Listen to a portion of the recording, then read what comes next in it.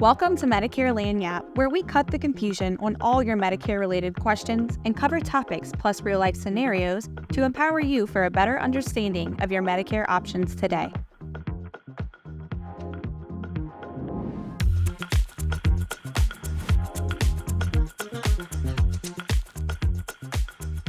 Welcome to Medicare Lagniappe, Fussell Group's premier site of learning everything about Medicare. My name is Caroline Badon, and today I am here with Donna Dugue, the Director of DSNP for the Fussell Group. Donna, thank you so much for joining us. Thank you for having me. So, Donna, if you'll tell us a little bit about yourself. Okay, of course. My name is Donna, and I have been an agent here with the Fussell Group for about 10 to 11 years. I came from the medical field before. I was working in the doctor's office, and I saw a lot about what the agents were doing and how they were able to interact and help the clients. And I was like, I want to try that, and I've been doing it ever since. Okay, so tell us a little bit, what's your specialty in this market? I know there's a lot of different things that an agent can help with. What are those things that you help with, and what is like something that you just absolutely love? What I love is I work with the DSNP market. So what the DSNP market is the D is for dual special needs plan, and the dual is Medicare and Medicaid. So for those members that have Medicare and Medicaid, or for those people who may be eligible that don't know they have it, because I run into those too, they qualify for some additional benefits. And it really it makes me proud, makes me happy when I'm able to help someone and maybe save them money on a premium or get them extra money for food, transportation. So those are the things that I like to do, and that is, of course, work with the DSNP community. Yeah, that's very rewarding to be able to like give that extra help to those that really need it. Yes. So tell us a little bit more about the eligibility requirements for Medicare and then the eligibility requirements for Medicaid. So, whoever's watching can kind of understand that. Okay, so for Medicare, it's usually, so I say usually, 65 and older. Mm-hmm. If you paid into the system, you can get into Medicare, or if you didn't pay into the system, there are ways that we can kind of circumvent that.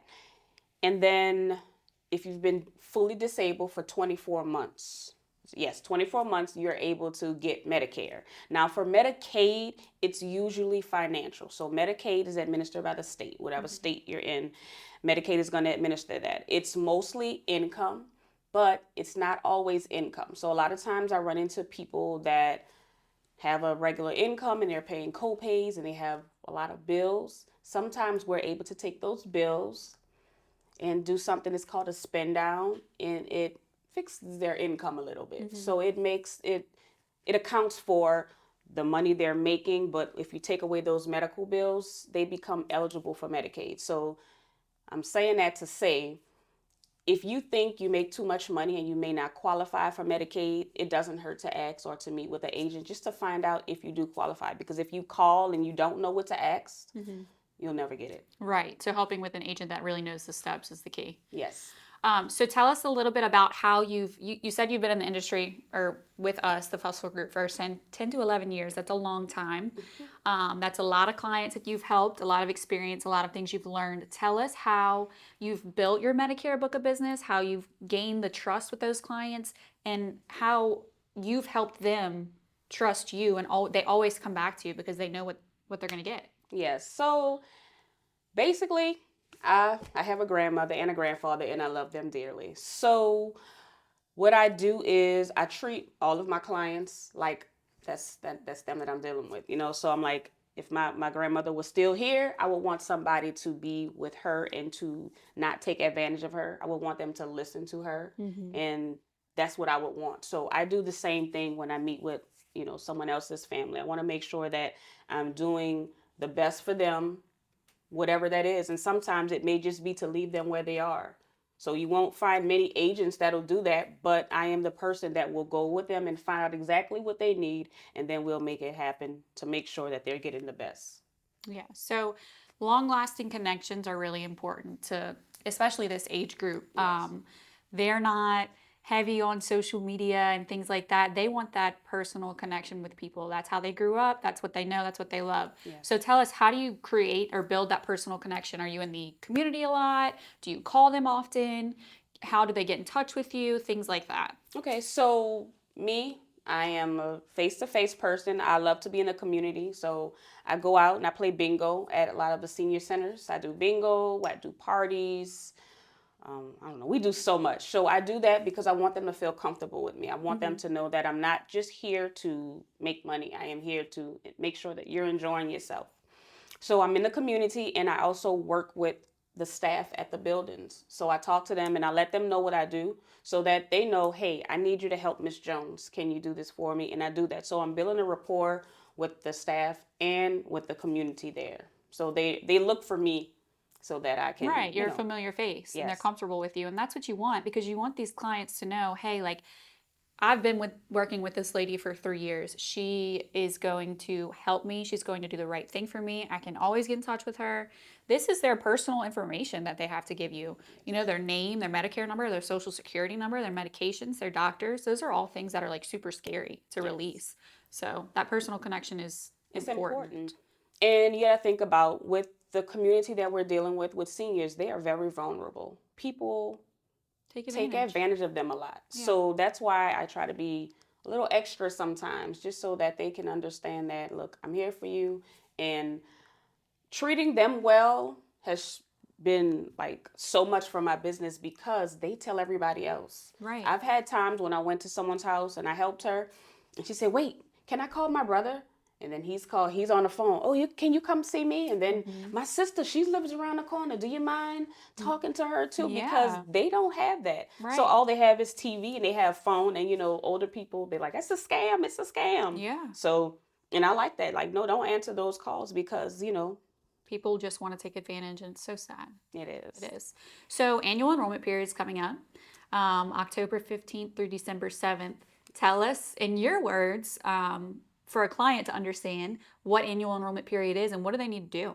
Okay, so annual enrollment period, you will know because you see all the commercials, all the billboards, you get all of the mail pieces. That is letting you know that the annual enrollment period is here, which means you can sign up for a new plan that will take effect in January of the next year. So that's what AEP is. It stands for the annual enrollment, of course. So you sign up every year if you want to, get on a new plan or if you want to keep your same plan. But it's a good time to look at your options because right before annual enrollment, they send out a booklet.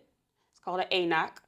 And it's basically all of the changes that's in your plan. Mm-hmm. And a lot of times changes come and our members may not know about them. So then in January or February, we're getting a lot of calls. They're confused. So yes, so AEP is important because you can meet with your agent just to talk about the plan that you are already on, not just to switch. Because some people love their plans. Right. I don't want to change. I love it. I've been with them for 10 years. That's fine. But let's talk about what's coming for 2025. So they're aware of, if copays are increasing, if prescriptions are increasing, if a doctor's no longer in network, are they getting more benefits this year? Are their benefits being decreased this year? Those are all things that they don't know unless they look at their annual notice of change and they might not even understand the book. Right. So having an agent that's like super compliant in that area is so easy to sit down and let them just explain it to you, even if they don't want to change plans, like you said. Correct. So before AEP gets here in October, what are some things that your clients can call you about and that you can help them with now to kind of get ahead of the game? Okay. So basically the way the rules work, we cannot discuss 2025 plans until October 1st. So that means before October, it's a good time to talk about what you may have now. Mm-hmm. So that we can kind of see your needs. So you may be on a new medication that I may need to put into your system, into the system so that I can keep up with it. In case something changes with your plan, I can alert you, hey, Miss Smith, just to let you know, this particular medicine is not going to be covered on the formulary. We may need to look at something different. So it's important to keep up with your agent. Your doctors change, you get new doctors, different things happen. It's important to let us know. Like I have my clients, it's funny, but when I go to like my bingo games at one of the senior centers, one of my clients always comes up to me and he just hands me his mail. He's like, here, read this. And I'm like, so I try to keep up with them just so that we can, all the information that's coming in, I need to know it. If people are calling him, because there are a lot of people that are calling that pretend to be with your provider, I guess. They pretend to come that they're calling from the company. And the sad thing is they aren't. So that's why a lot of times when they get mail and calls, they tell me, hey, this number is calling me. Can you tell me what this number is? So, and I'm glad that they do that, because just actually a couple of days ago, one of my clients called me, and I always say one of the ways that you know that something is going wrong is when you go to use your benefit card and it doesn't work. Something happened. Right. So he called me and he said, Donna, something is going on with my card. And I'm like, I'm not sure. Let's find out what happened. I'm like, did you meet somebody? Did you sign up for anything? He said, no. I said, did you talk to someone on the phone? He said, wait, I did talk to somebody. I said, what did she ask you? He said, oh, she was telling me about benefits, and he was just saying words that just triggered, that's an agent. I said, well, it sounds like she probably switched you to something. We didn't even know what he was switched to. Oh, no. Yes, so. That happens so often. Yes, it happens a lot. So that's why I encourage my clients to call me. I'm like, look, you're not bothering me. Call me. If somebody calls you, let me know. If they send you mail, let me know. Let me see it, because I don't want you to send information in not knowing what you're, exactly what you're doing. Be switched off your plan and not know what's going on. Correct. Yeah. So you've been with the Fussell Group for 10 to 11 years. Tell us some of your favorite things about the Fussell Group. Okay, so my favorite thing about the Fussell Group is, well, my absolute favorite thing is the way that they treat me. So, I mean, I've worked different places, not just insurance, but I've worked for the city, I've worked private, nonprofit. I've never felt doing the way I do here. So, I do like that. So, I appreciate that about the Fussell Group, but I also like how much they help. So when I first started in insurance, it wasn't a long time, but when I first started, I went to a company that wasn't here. Somebody just said, hey, do this. They gave me some information and they just sent me out there.